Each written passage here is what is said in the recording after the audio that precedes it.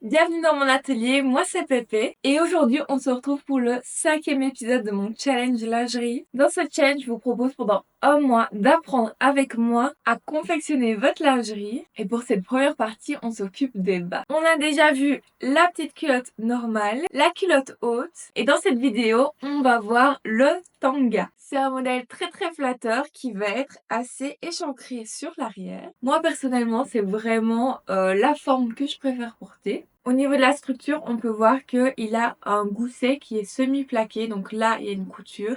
Et ici, il est ouvert. C'est souvent ce qu'on retrouve dans les culottes qu'on achète en magasin.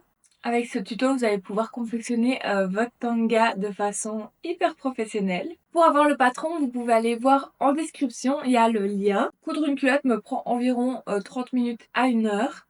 Donc c'est vraiment des projets super rapides et ce modèle est encore plus rapide que les autres. Au niveau du matériel, j'ai utilisé du jersey de coton, tout simplement. Et comme élastique, j'ai utilisé de l'élastique cavalier. Personnellement, c'est l'élastique que je préfère au niveau du rendu. Si vous voulez plus d'informations sur les fournitures, les différents tissus, les différents élastiques, vous pouvez regarder ma première vidéo du challenge qui explique tout ça. Donc évidemment, vous pouvez la faire dans le matériel que vous voulez en respectant certaines caractéristiques et pareil les élastiques. Alors quand vous avez imprimé le patron bien à l'échelle 100%, vous avez 3 feuilles A4. Alors sur la première feuille, on voit les tailles, le carré test qui doit bien faire 5 cm sur 5 cm, le plan du patron et on nous dit bien que les marges sont comprises et elles sont de 7 mm. Pour raccorder les feuilles, il va falloir aligner les deux lignes du cadre noir. Donc je coupe celle de gauche et je la superpose sur celle de droite. Je mets un petit bout de scotch et c'est fait. Soit on coupe directement dans le patron, soit le mieux c'est de prendre une feuille à patron et recopier le patron. Si vous utilisez un élastique à biais ou cavalier, il va falloir retirer les marges de couture à la taille et aux cuisses. Alors vous pouvez couper sur la ligne qui est adaptée à votre élastique. Le gousset reste le même pour les deux versions. On se retrouve avec 3 pièces, un gousset simple, un dos et un devant coupé au pli. Dans le guide qui est fourni avec le patron, on peut retrouver exactement le plan de coupe pour bien positionner ces pièces sur le tissu. Pour reconnaître l'endroit et l'envers du jersey, il faut voir que sur l'endroit, il y a comme des petites lignes.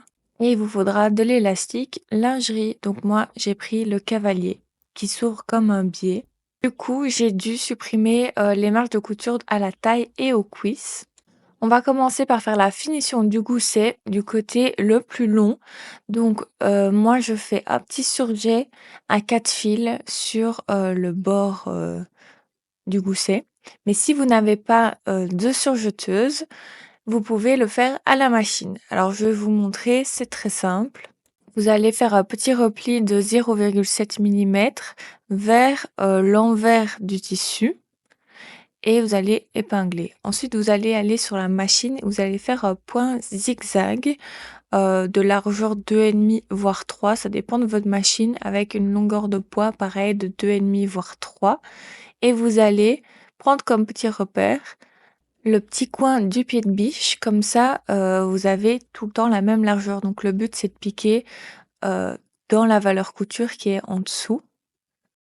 Et ensuite on peut couper les petits coins qui dépassent pour avoir une forme assez homogène et éviter les épaisseurs. Alors maintenant on va prendre notre devant, endroit vers nous. On va poser le dos endroit sur endroit, donc l'envers est vers nous. Donc pour le moment, tout simple. Et puis on va prendre le gousset qu'on va mettre endroit vers le dos. Donc l'envers est vers nous. On va pouvoir piquer les 3 épaisseurs. Donc on va les assembler avec d'abord des petites épingles et on va piquer à la machine à coudre. Quand je couds, j'utilise la méthode de la chiffonnette. C'est ce petit bout de tissu que je vais mettre avant et après les coutures. Si vous voulez plus d'informations, vous pouvez aller voir ma vidéo qui est dédiée, mais évidemment, vous pouvez coudre comme vous avez l'habitude. Je mets un point éclair, c'est-à-dire un zigzag très très très serré, presque un point droit, et je vais coudre à 7 mm du bord. Donc je vais mettre l'aiguille au milieu du pin biche et prendre comme repère le flanc droit du pin biche. Donc je couds, je fais évidemment des arrêts avant et après. Et puis je vais ensuite couper le petit excédent de tissu qui part sur les côtés de la couture. Voilà avec quoi on se retrouve. Le devant, le gousset et le dos sont attachés. On va pouvoir plaquer le gousset vers le devant et vous allez voir, ça va être parfaitement euh, aligné à notre devant. Donc au niveau de la courbe, ça va être parfait. Moi, je mets des petites épingles pour que ça tienne bien parce que il va être attaché avec l'élastique. Donc comme ça, on le maintient bien et on est sûr qu'il est au parfait endroit. Donc maintenant, on va pouvoir faire les coutures d'assemblage de côté de la culotte. Donc on va mettre notre culotte endroit sur endroit et on va assembler sur les côtés. Alors soit à la surjeteuse avec bien sûr 4 fils, soit vous allez faire au point zigzag. Vous pouvez aller voir dans ma vidéo technique du challenge. Donc on se retrouve avec notre culotte qui prend vraiment forme mais en fait il va rester plus que la pose des élastiques. Donc la pose de la taille et des cuisses vont être totalement similaires, donc je vais vous montrer que une fois et ma méthode préférée. Si vous voulez voir d'autres méthodes ou si vous avez d'autres élastiques, allez voir dans ma vidéo technique, je vous montre tout. On va prendre notre culotte sur l'envers et on va se mettre à l'endroit où il y a une couture de côté. On va poser notre biais avec le côté gauche du biais qu'on veut mettre à l'intérieur et le côté droit qu'on veut voir à l'extérieur. L'endroit de l'élastique est bien vers nous, tandis que l'envers de la culotte est bien vers nous. Je vais laisser une petite marge d'élastique dépasser au-dessus de la couture de 2 à 3 cm. Je vais épingler à l'endroit de la couture côté de la culotte et je vais commencer à piquer à 2-3 cm après notre épingle. Alors, je mets bien les surjets vers la droite ou derrière pour pas coudre dessus et je vais coudre avec un point zigzag assez large, donc de entre 2,5 et 3 et une longueur pareil 2,5 à 3, ça dépend de votre machine. Le milieu du biais, donc vraiment la petite crête, elle va se positionner sur l'extrémité de notre tissu. Donc il va falloir souvent remonter le biais pour pouvoir voir exactement si on est bien mis. Donc toujours le repositionner. Donc on va faire notre zigzag, on va prendre des repères pour que ce soit bien régulier et vous allez légèrement mettre de la tension dans l'élastique. C'est-à-dire que vous n'allez pas le poser, vous n'allez pas le tirer, vous allez vraiment juste donner une petite tension qui doit être régulière tout le long. Si vous tirez trop, votre culotte va vraiment être, toute en bouboule et si vous tirez pas assez, ça va gondoler. Donc voilà, une légère tension. Quand vous arrivez au gousset, vous allez bien prendre l'épaisseur du devant et du gousset et il faut bien, que ce soit bien aligné. Donc normalement, c'est pas plus compliqué que ça. Toujours bien se repositionner, toujours bien maîtriser notre tissu, notre élastique. Et quand on a fait tout le tour, on va s'arrêter de coudre à 2-3 cm avant notre épingle. Vous pouvez faire des points d'arrêt et arrêter votre fil. Ensuite, il faut couper votre excédent d'élastique pour avoir la même marge supplémentaire que l'autre côté. Donc vous les alignez et vous coupez pour avoir la même longueur. Alors maintenant, on va faire quelque chose d'assez précis et minutieux pour avoir un excellent raccord au niveau des élastiques. Mais ça va aller, regardez bien étape par étape. On peut enlever notre épingle et on va mettre des repères sur l'élastique qui va correspondre à l'endroit où se trouve l'assemblage des 2 culottes. Donc notre endroit de la couture. Moi, je vais marquer avec un pic effaçable, mais vous pouvez aussi mettre comme repère des épingles. Donc vous faites sur les deux extrémités de l'élastique le petit repère au même endroit de la couture d'assemblage de la culotte.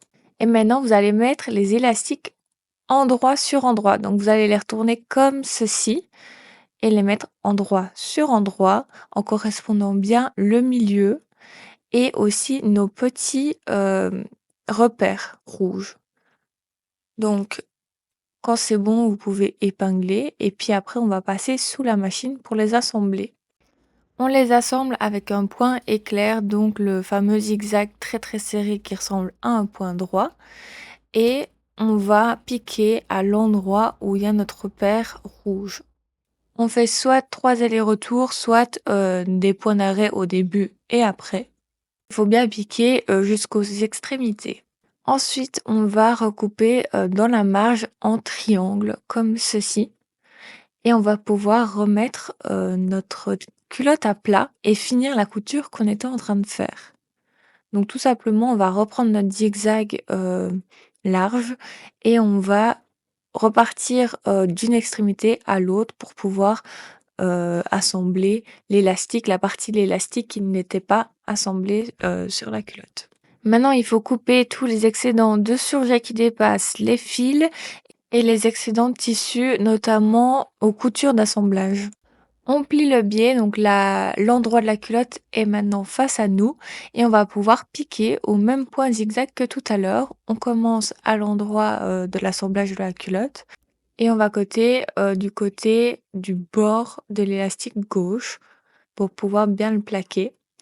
Et alors quand on va piquer, il faut que l'élastique soit à plat. Donc il ne faut pas que ce soit froncé. Donc on va légèrement tendre et on va pas tirer pour le déformer. Donc on va juste le mettre bien à plat et on va piquer tout le long avec point d'arrêt évidemment.